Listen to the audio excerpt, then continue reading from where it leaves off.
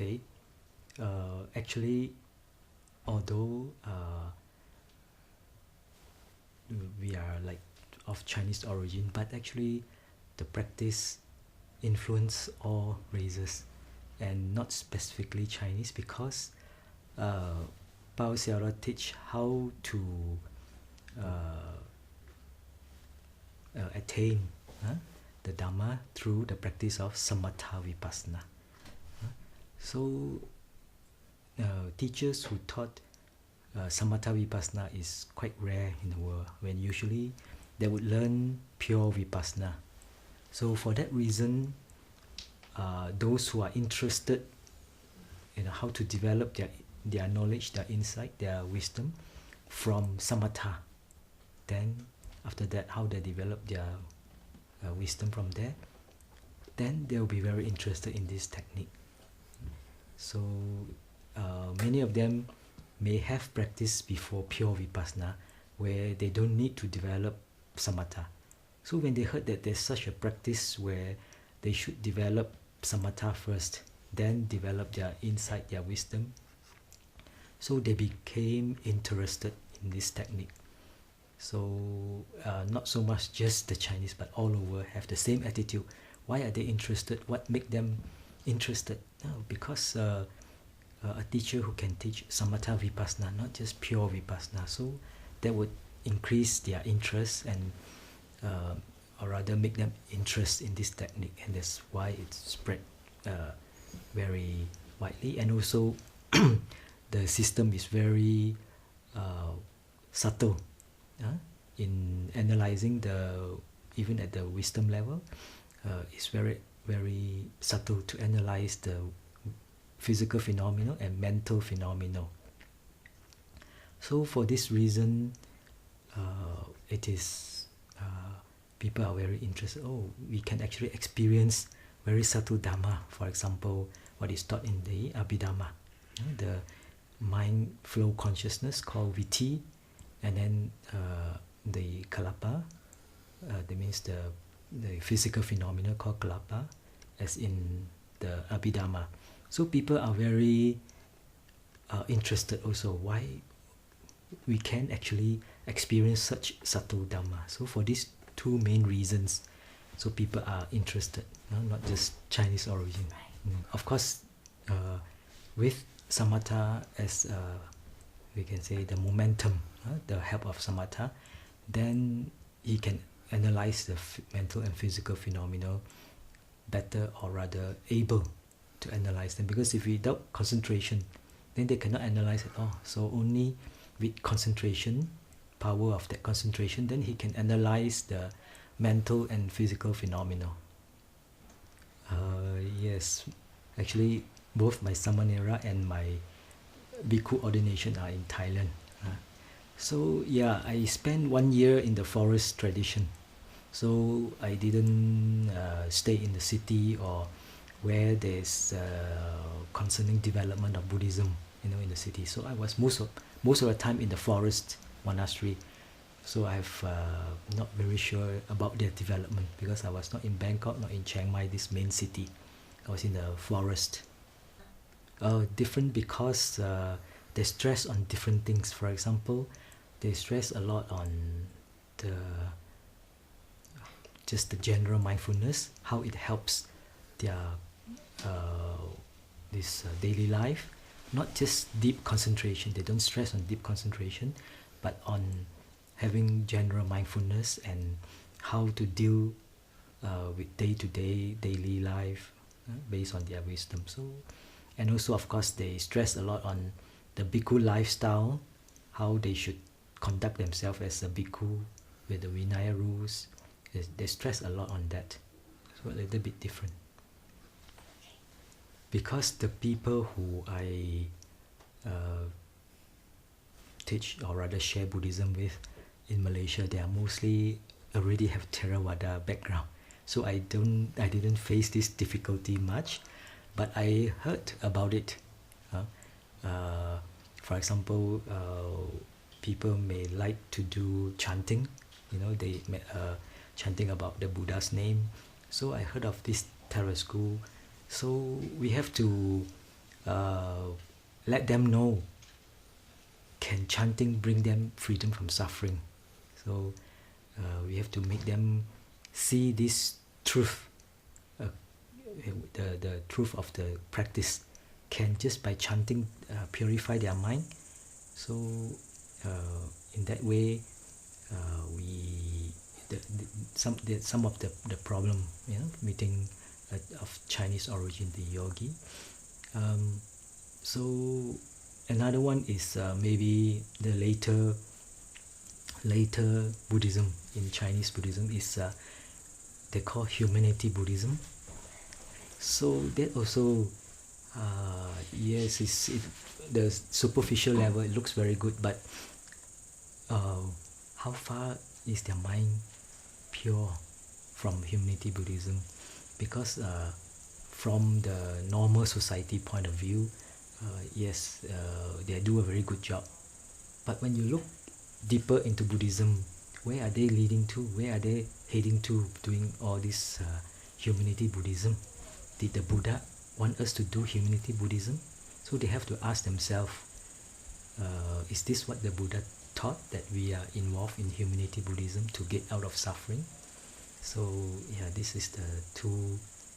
As I said before, I didn't meet these people, so I don't know what other people would, what a teacher would face, the problem faced teaching these people. But I know that this type of teaching exists, and probably these are the answer, to bring them realize how, how they can be free from suffering.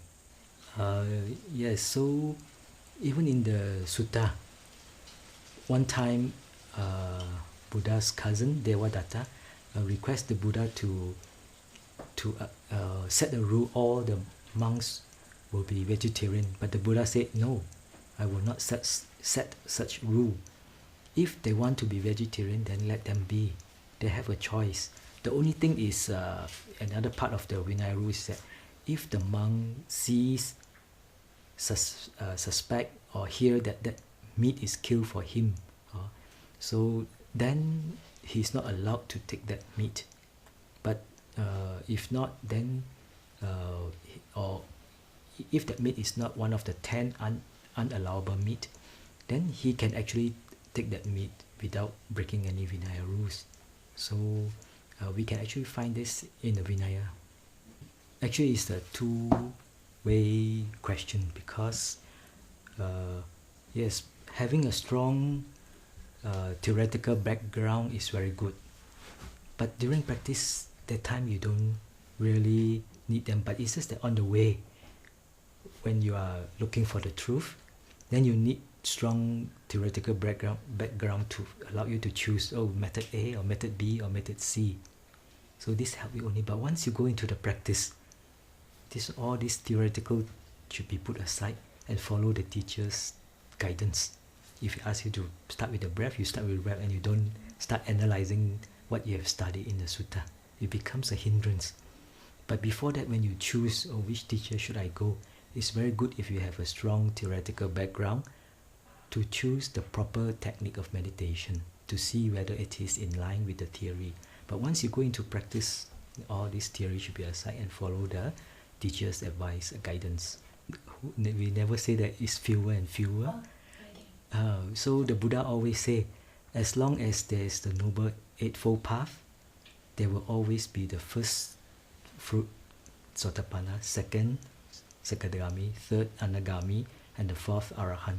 So that's what the Buddha said. He said, as long as there is the practice of the Noble Eightfold Path, there will be the noble people, noble Aryas. So it is also misunderstanding. No, you never mentioned now is lesser. Maybe people's conception that, I cannot find any, so now it must be lesser. So the people's own concept. But the Buddha never say that. But the Buddha did mention when at the end of the sasana, how is the environment. But now definitely is the environment is not how the Buddha described the end of sasana.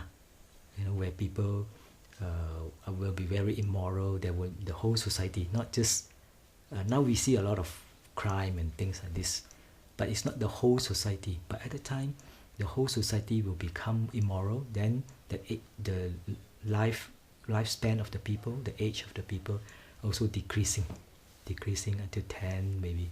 But before that, before even decrease to 10, already very immoral society. So it's at this moment, yes, the society have a lot of crime, but not to that extent of how the Buddha described it yet. Health is very much individual. You cannot say that if somebody sit 4 hours, 5 hours, he will have bad health. No, there are some who sit so long and yet they are healthy. So health is very much individual. Not cannot say a general statement. What causes bad health? Whether sitting can cause bad health? Not necessary. Okay, so do you want this in Chinese? In English. In English. English is fine. Oh, okay. Okay, so actually we are still quite new. 2008 up to now is only 4 years. So we are still learning how to develop the place. But this 3-4 years, of course, one of the main point is group effort. That means everyone help, the helpers, then the committee members, and of course the Sangha who visited us. We have visited Sangha from PAO and from Sri Lanka. So we live in harmony. So that is the most basic requirement for a place to be successful, is harmony. Then secondly, of course, there's respect for like junior to senior. Respect is another second quality which is important. Then the third one is each try to give their own view, rather suggestion how to develop the place. So not just one person. If one person, you cannot develop until very far. So you need a group effort, group decision and suggestion, then the place can grow. So these are the few points, because Malaysia already have a strong Theravada background. So this problem we don't have so much. That means we don't have so much of this what do you call, how to bring in Mahayana Buddhism, Buddhists, how to teach them, because the one who comes to learn are mostly Theravada, so they already have a background, but only to teach them the right technique, how to be attain freedom from suffering. Some of them may just study, they don't know about meditation, but they are mostly Theravada Buddhism. So we don't have this problem about how to teach the Mahayana Buddhists to be able to follow this technique.